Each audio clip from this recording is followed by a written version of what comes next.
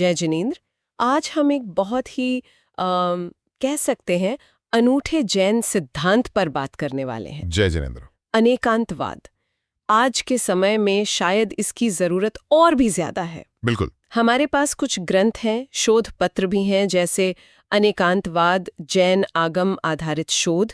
तो कोशिश रहेगी कि इस सिद्धांत को ठीक से समझें, इसके पहलू जैसे न्यायवाद, स्यादवाद, और ये देखें कि आज ये हमारे किस काम आ सकता है। हाँ जरूर, ये बहुत गहरा विषय है। चलिए शुरू करते हैं। सबसे पहले तो ये नाम ही अनेकांतवाद, इसका मतलब क्या है, शब्द का क्या अर्थ है? देखिए, ये संस्कृत के 2 शब्दों से बना है, अनेक और अंत। अनेक और अंत। हाँ, अनेक मतलब एक से ज्यादा, जाहिर है, और अंत का यहाँ मतलब है धर्म या गुण या पहलू कह लीजिए। अच्छा। तो सीधा सा मतलब हुआ अनेक पहलुओं वाला सिद्धांत। अनेक पहलू, ठीक है, ये तो समझ आता है, पर इसमें इतना खास क्या है? मतलब हर चीज के कई पहलू तो होते ही हैं। हाँ होते हैं, लेकिन अनेकावाद इससे आगे जाता है। ये सिर्फ ये नहीं कहता कि अनेक पहलू हैं, बल्कि ये कहता है कि हर चीज में अनंत गुण हैं। और कमाल की बात यह है कि अक्सर वो गुण परस्पर विरोधी जैसे लगते हैं, पर वो एक साथ मौजूद होते हैं। विरोधी गुण एक साथ, जैसे एक ही चीज एक ही समय पर सत भी है और असत भी, नित्य भी है मतलब परमानेंट, और अनित्य भी है मतलब इम्परमानेंट। आचार्य अमृतचंद्र ने इसे बहुत खूबसूरती से कहा है कि वस्तु में परस्पर विरुद्ध सी लगने वाली शक्तियों का एक साथ प्रकाशित होना, वही अनेकांत है। ये दुनिया को देखने का मतलब एक बिल्कुल ही अलग नजरिया है। विरोधी बातें एक साथ, ये थोड़ा कंफ्यूजिंग सा लगता है। कोई चीज एक ही टाइम पर नित्य और अनित्य, ये कैसे हो सकता है? हाँ, ये सवाल उठता है, और यहीं पर जैन दर्शन की एक और अहम अवधारणा काम आती है, द्रव्य गुण और पर्याय की। अच्छा। इसके बिना अनेकांतवाद को समझना मुश्किल है। ये उसका आधार है एक तरह से। ठीक है, तो ये द्रव्य गुण पर्याय क्या है, थोड़ा संक्षेप में बताइए। देखिए, द्रव्य है किसी भी चीज का वो मूल तत्व जो हमेशा बना रहता है, बदलता नहीं, उसका सब्सटेंस कह सकते हैं। जैसे सोना। सोना, ठीक है। हाँ, गुण वो हैं जो उस द्रव्य में हमेशा रहते हैं, उसके साथी होते हैं, जैसे सोने का पीलापन या उसकी चमक। वो सहभावी धर्म है। और पर्याय है उस चीज की बदलती हुई अवस्थाएं, उसके फॉर्म्स या मोड्स, जैसे सोने से बना हार या कंगन या अंगूठी, ये सब पर्याय हैं। ओके, तो इस सोने वाले उदाहरण से वो नित्य अनित्य वाली पहेली कैसे सुलझती है? ऐसे कि सोना अपने द्रव्य रूप में देखिए तो नित्य है, वो हमेशा सोना ही रहेगा, है ना? हाँ, सोना तो सोना ही रहेगा। बिल्कुल, लेकिन उसके पर्याय जैसे हार या कंगन वो अनित्य हैं। हार टूट सकता है। हाँ। ये हुआ पर्याय का व्यय मतलब नाश, और उस टूटे सोने से कंगन बन सकता है। बन सकता है, हाँ। ये हुआ नए पर्याय का उत्पाद मतलब जन्म। पर इन सब बदलावों के बीच वो सोना जो द्रव्य है वो तो वही रहा। अच्छा। ये है द्रव्य मतलब स्थिरता। तो वस्तु द्रव्य की अपेक्षा से नित्य है और पर्याय की अपेक्षा से अनित्य है। तत्वार्थ सूत्र का सूत्र भी है, उत्पाद व्यय द्रव्य युक्तम सत, जिसमें उत्पाद हो, व्यय हो और द्रव्यता भी हो, वही सत है, यानी वही असली चीज है। ये नित्य अनित्य वाला एंगल तो समझ आया द्रव्य पर्याय से, पर वो दूसरी बात कि कोई चीज है अस्ति और नहीं है नास्ति भी, ये अभी थोड़ी मतलब लॉजिकली कैसे फिट होती है? हाँ, ये भी बड़ा दिलचस्प पॉइंट है, और ये बिल्कुल लॉजिकल है अगर हम ये समझें कि जैन दर्शन में कोई भी कथन, कोई भी स्टेटमेंट अपने आप में पूरा या एब्सोल्यूट नहीं होता। अच्छा। हाँ, हर कथन सापेक्ष होता है, रिलेटिव, मतलब वो किसी ना किसी अपेक्षा से, किसी व्यू पॉइंट से कहा जाता है। अपेक्षा से? जैसे, थोड़ा और समझाइए। इसको समझने के लिए स्वचतुष्टय और पर चतुष्टय की बात आती है। हर चीज अपने खुद के 4 पहलुओं से है, यानी अस्ति। 4 पहलू कौन से? स्वद्रव्य, उसका अपना सब्सटेंस, स्वक्षेत्र, उसकी अपनी जगह, स्वकाल, उसका अपना समय, और स्वभाव, उसका अपना नेचर या फॉर्म। ओके। उदाहरण लेते हैं, जैसे ये मिट्टी का घड़ा, ये अपनी मिट्टी होने की अपेक्षा से स्वद्रव्य, इस कमरे में होने की अपेक्षा से स्वक्षेत्र, अभी इस वक्त होने की अपेक्षा से स्वकाल, और अपने इस खास घड़े के आकार की अपेक्षा से स्वभाव। इन सब अपेक्षाओं से ये घड़ा है, यानी अस्ति।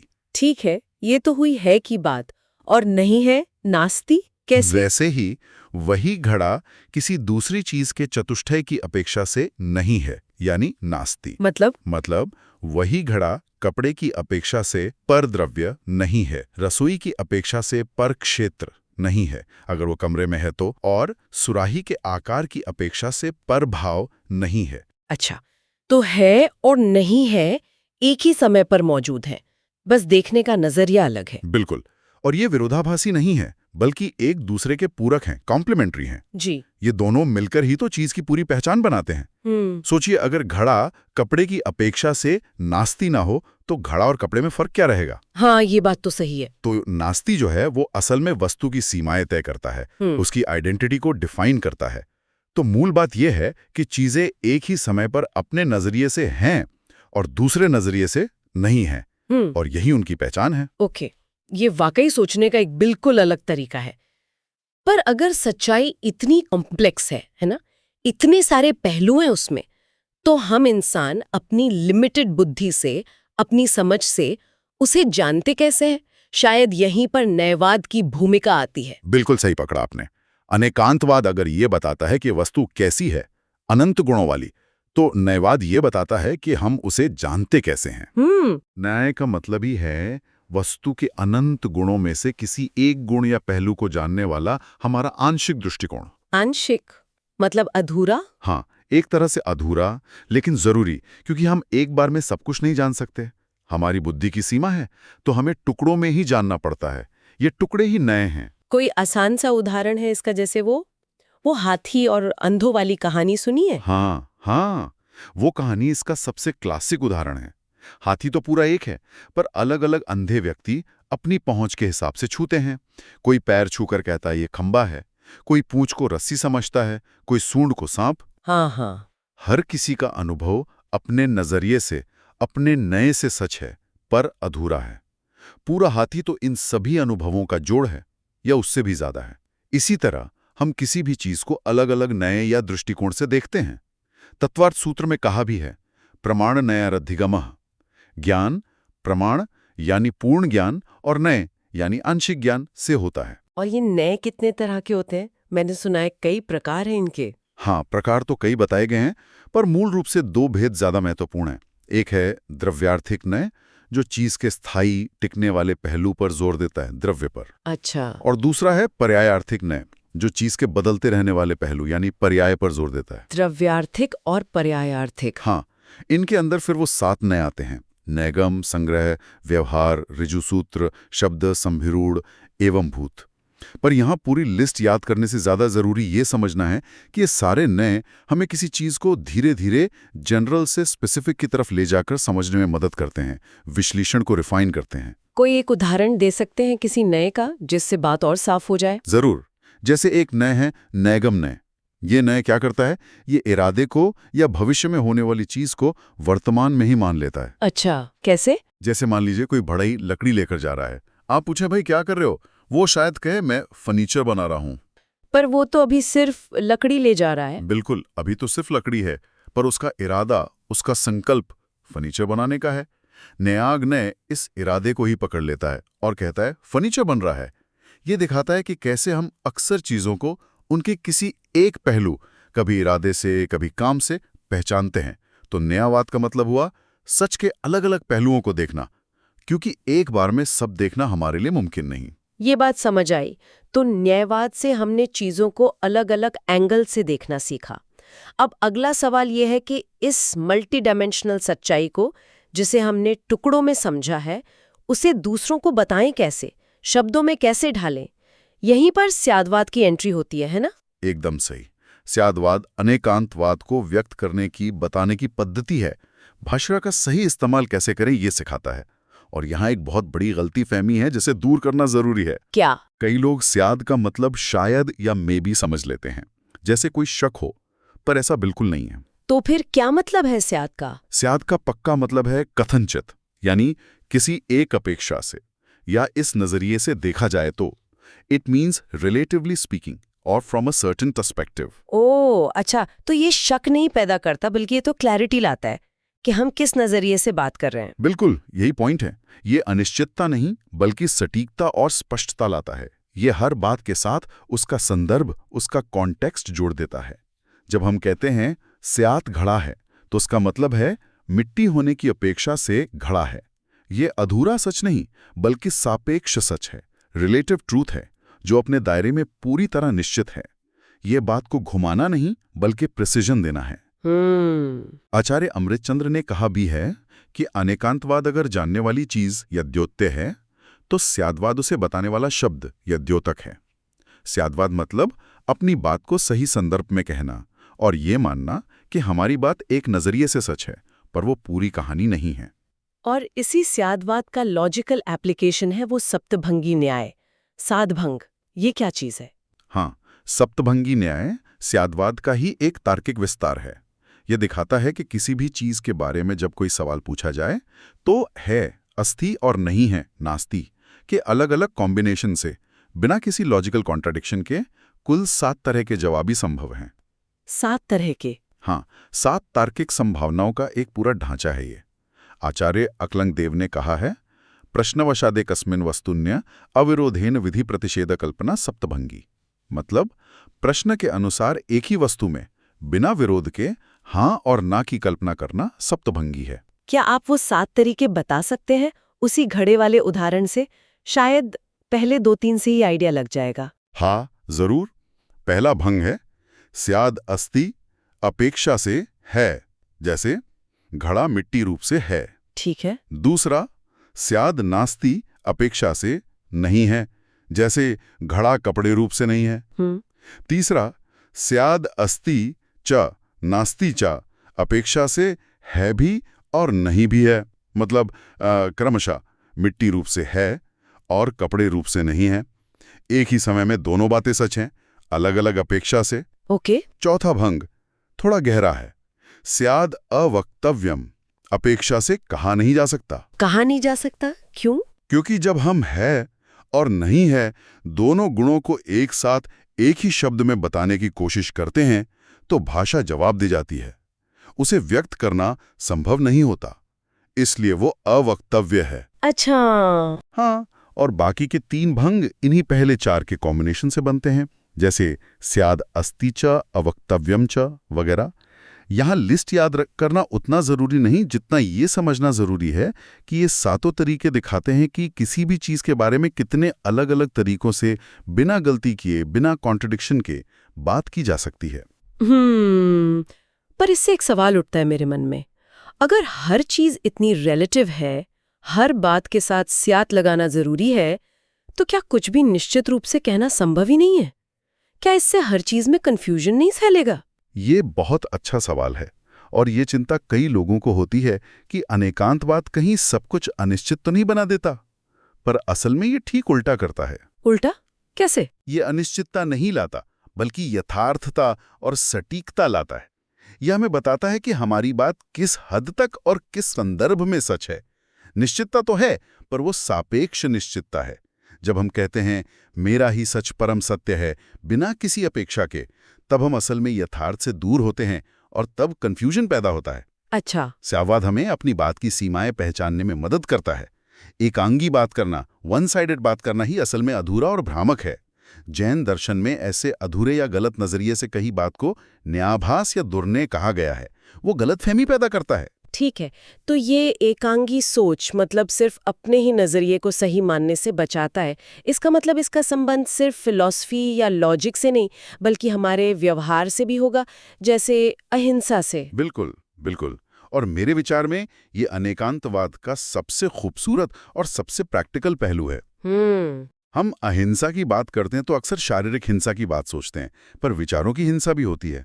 जब हम कहते हैं सिर्फ मैं सही हूं, बाकी सब गलत हैं, या मेरा ही रास्ता ठीक है, तो ये एक तरह की वैचारिक हिंसा है। इंटेलेक्चुअल वायलेंस कह सकते हैं। वैचारिक हिंसा, हाँ, ये बात तो है। ये दूसरों के नजरिए का अपमान है, और अक्सर दुनिया में जितने झगड़े, बहस, मनमुटाव होते हैं, उनकी जड़ कहीं ना कहीं यही सोच होती है।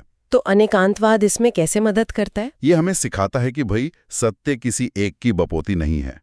हो सकता है सामने वाले की बात में भी सच्चाई का कोई अंश हो, कोई ऐसा पहलू हो जो हमें नहीं दिख रहा। ये समझ हमें दूसरों के विचारों के प्रति एक सम्मान देती है, एक सहनशीलता सिखाती है। इसे अनाग्रह कहते हैं, मतलब अपनी ही बात पर अड़े ना रहना, जिद ना करना। अनाग्रह? हाँ, अनाग्रह। ये वैचारिक अनाग्रह ही वैचारिक अहिंसा है। और जब विचारों में हिंसा नहीं होगी, आग्रह नहीं होगा, तो व्यवहार में भी अहिंसा लाना ज्यादा आसान हो जाता है। तो कह सकते हैं कि मेरा ही सच सही है, ये सोच भी एक तरह की हिंसा है। अनेकांतवाद इससे बचाता है। तो जाहिर है ये फिर टॉलरेंस और डायलॉग को भी बढ़ावा देता होगा। निश्चित रूप से। जब हम ये मानने लगते हैं कि दूसरे की बात में भी दम हो सकता है, उसमें भी सत्य का कोई अंश हो सकता है, तो हम उसे सुनने और समझने को तैयार होते हैं। सही। कट्टरता कम होती है, एक बौद्धिक ईमानदारी आती है, एक विनम्रता आती है कि हाँ, मैं सब कुछ नहीं जानता। हम फिर बहस जीतने के लिए नहीं करते, बल्कि सच को और बेहतर ढंग से समझने के लिए बात करते हैं। इससे टकराव की जगह सहयोग और संवाद का, कोऑर्डिनेशन का रास्ता खुलता है। आजकल जिस तरह का माहौल है दुनिया में, और खासकर सोशल मीडिया पर अगर देखें, जहां हर कोई अपने अपनी इको चेम्बर में बंद है, एक दूसरे पर चिल्ला रहा है, वहां तो इसकी बहुत ज्यादा जरूरत महसूस होती है। बिल्कुल बिल्कुल। आज के इस पोलराइज्ड वर्ल्ड में अनेकांतवाद बहुत ज्यादा प्रासंगिक है, रेलेवेंट है। राजनीति में देखें तो ये डेमोक्रेसी की आत्मा है। अलग अलग मतों का सम्मान करना, संवाद करना, बीच का रास्ता निकालना, यही तो है अनेकांत। हाँ। सोशल मीडिया पर जो इको चेम्बर बन जाते हैं, जहां हमें सिर्फ अपनी ही जैसी बातें सुनाई देती हैं, या जो फेक न्यूज़ इतनी तेजी से फैलती हैं, अनेकांत दृष्टि हमें चीज़ों को कई एंगल से देखने और जल्दबाजी में किसी नतीजे पर न पहुंचने की समझ देती है। क्रिटिकल थिंकिंग को बढ़ावा देता है ये। एग्जैक्टली। शिक्षा में ये क्रिटिकल थिंकिंग को बढ़ावा देता है। किसी भी मुद्दे के पक्ष, विपक्ष, नफा नुकसान, अलग अलग स्टेक होल्डर्स के नजरिए, सब पर विचार करना सिखाता है। यह हमें सिर्फ जानकारी नहीं देता, बल्कि बेहतर और ज्यादा समझदार इंसान, ज्यादा समझदार नागरिक बनाता है। ये तो हुई आज की दुनिया में इसकी प्रासंगिकता। अगर हम इसे थोड़ा दूसरे भारतीय दर्शनों से तुलना करके देखें, जैसे अद्वैत वेदांत है या बौद्ध दर्शन का शून्यवाद है, तो ये कहाँ अलग है उनसे? हाँ, ये तुलना भी जरूरी है। मुख्य अंतर वास्तविकता को देखने की नजरिए का है। जैसे अद्वैत वेदांत कहता है कि परम सत्य तो एक ही है, ब्रह्म, और ये जो दुनिया की विविधता हमें दिखती है, नानात्व, वो असल में माया है, एक भ्रम है। ठीक। जबकि अनेकांतवाद कहता है कि नहीं, स्थायित्व यानी द्रव्य और विविधता या बदलाव, पर्याय, दोनों बराबर के सच हैं। कोई एक माया या भ्रम नहीं है। और बौद्ध शून्यवाद से? बौद्ध दर्शन की माध्यमिक शाखा, जिसे शून्यवाद कहते हैं, वो ये मानती हैं कि सब चीजें अपने स्वभाव से शून्य हैं। उनमें कोई स्थायी तत्व, कोई एसेंस नहीं है, निस्वभाव हैं। जबकि अनेकांतवाद वस्तु को शून्य नहीं मानता, बल्कि अनंत गुणों से भरा हुआ मानता है, जिसमें है यानी अस्थि और नहीं है यानी नास्ति, दोनों तरह के गुण शामिल हैं। वो अनंत धर्मात्मक है। और अगर पश्चिमी तर्कशास्त्र से तुलना करें तो? वेस्टर्न लॉजिक से। पारंपरिक वेस्टर्न लॉजिक जो एरिस्टोटल से चला आ रहा है, वो ज्यादातर बाइनरी है, द्विमूली है। मतलब या तो कोई चीज ए सच है या ए झूठ है, बीच का कुछ नहीं होता। इसे लॉ ऑफ एक्सक्लूडेड मिडल कहते हैं। हाँ। और कोई चीज एक ही समय पर ए और नॉट ए नहीं हो सकती। ये लॉ ऑफ नॉन कॉन्ट्रडिक्शन है। सही।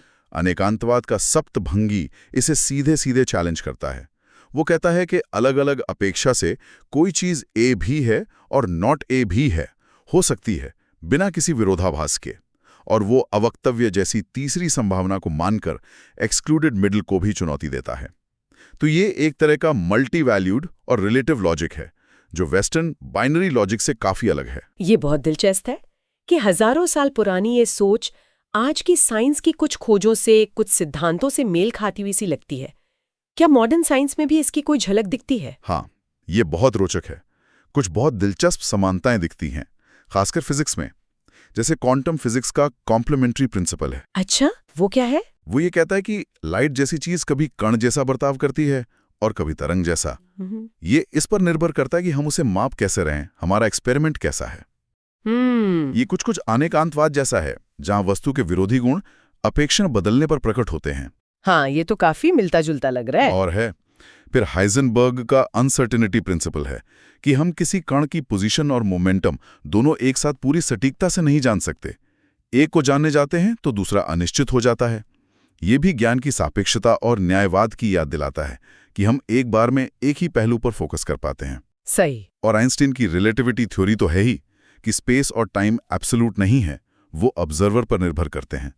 ये स्यादवाद की अपेक्षावाद का, कि हर कथन किसी अपेक्षा से होता है, एक बहुत बढ़िया उदाहरण है। तो ये सिर्फ दुनिया को समझने का एक इंटेलेक्चुअल फ्रेमवर्क ही नहीं है, इसका हमारी अपनी आध्यात्मिक यात्रा से, सेल्फ इम्प्रूवमेंट से भी कोई लेना देना है। हाँ, बिल्कुल है। बल्कि कह सकते हैं कि इसका असली उद्देश्य वही है।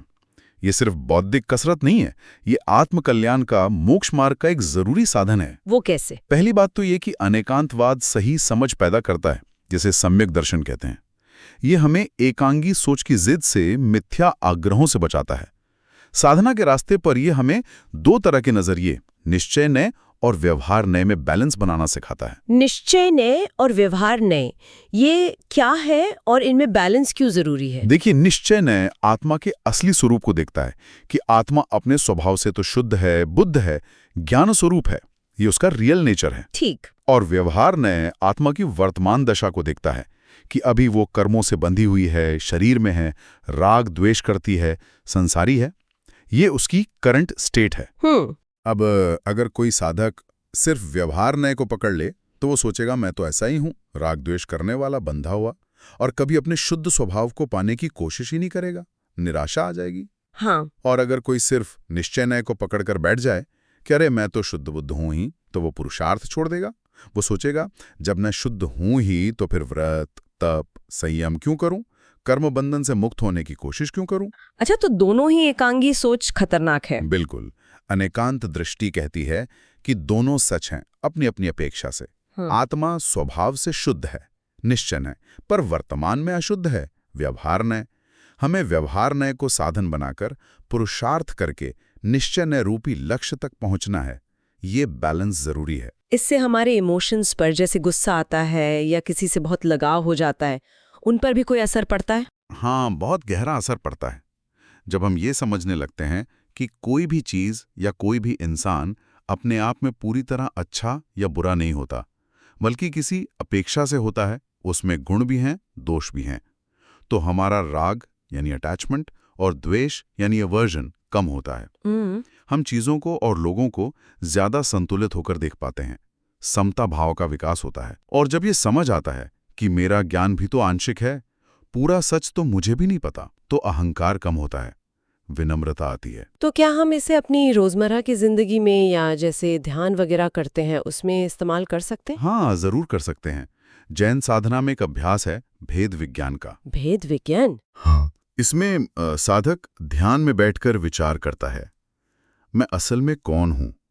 क्या मैं ये शरीर हूं? नहीं। क्या मैं ये विचार हूं जो मन में आ रहे हैं? नहीं। क्या ये गुस्सा या खुशी मेरा स्वभाव है? नहीं। मैं तो इन सब को जानने वाला, देखने वाला, ज्ञाता दृष्टा, शुद्ध आत्मा हूं। ये आत्मा और बाकी चीजों, शरीर, कर्म, भाव के बीच में भेद करने का, फर्क करने का अभ्यास है। और जब गुस्सा या डर जैसा कोई भाव आए तब क्या करें? तब अनेकांत दृष्टि से उसे देखें, समझे कि ये एक पर्याय है, एक बदलती हुई अवस्था है। ये अनित्य है, हमेशा नहीं रहेगा। ये मेरा स्थायी स्वभाव नहीं है, मैं इससे अलग हूं, मैं इसे जानने वाला हूं। अच्छा। ये समझ हमें उस भाव के साथ बह जाने से रोकती हैं। हम उसके साक्षी बन पाते हैं, उसे ऑब्जर्व कर पाते हैं। तो ये सिर्फ सोचने का तरीका नहीं, बल्कि खुद को जानने और बदलने का एक प्रैक्टिकल रास्ता भी है। ये विवेक पैदा करता है, क्या छोड़ने लायक है और क्या ग्रहण करने लायक, उपादेय। वाकई ये तो बहुत ही गहरा सिद्धांत है। तो इस पूरी चर्चा का अगर सार निकालना हो तो क्या कहेंगे? सार यही है कि अनेकांतवाद हमें सिखाता है कि सच्चाई, वास्तविकता बहुरंगी है, जटिल है, मल्टीफैसेटेड है। उसे समझने के लिए हमें एक खुला दिमाग चाहिए, कई नजरिए अपनाने की क्षमता चाहिए, और सबसे बढ़कर एक बौद्धिक विनम्रता चाहिए। ये सिर्फ कोई पुरानी किताबों में लिखी फिलॉसफी नहीं है, बल्कि आज की उलझी हुई दुनिया में संवाद करने, टकराव टालने और खुद को आध्यात्मिक रूप से बेहतर बनाने का एक बहुत ही प्रैक्टिकल, कारगर टूल है। इस पूरी बातचीत के अंत में मेरे मन में एक सवाल आ रहा है। हमने देखा कि कैसे वैज्ञानिक तथ्य भी पूरी तरह एब्सोल्यूट नहीं होते। वो समय के साथ और देखने के तरीके, ऑब्जर्वेशन फ्रेमवर्क के साथ बदलते हैं, विकसित होते हैं। जैसे क्वांटम फिजिक्स या रिलेटिविटी की बात हुई। तो क्या ये अनेकांतवादी नजरिया, जो हर ज्ञान को सापेक्ष और आंशिक मानता है, ये सिर्फ फिलॉसफी की बहसों के लिए ही नहीं, बल्कि किसी भी फील्ड में, चाहे वो साइंस हो या समाज, ज्ञान कैसे हासिल किया जाता है, वो कैसे विकसित होता है और उसकी सीमाएं क्या हैं, इस पूरी प्रक्रिया को समझने का एक टाइमलेस मॉडल हो सकता है। ये एक सोचने वाली बात है। हाँ, बिल्कुल, ये एक बहुत गहरा प्रश्न है और इस पर विचार करना चाहिए। जय जिनेंद्र। जय जिनेंद्र।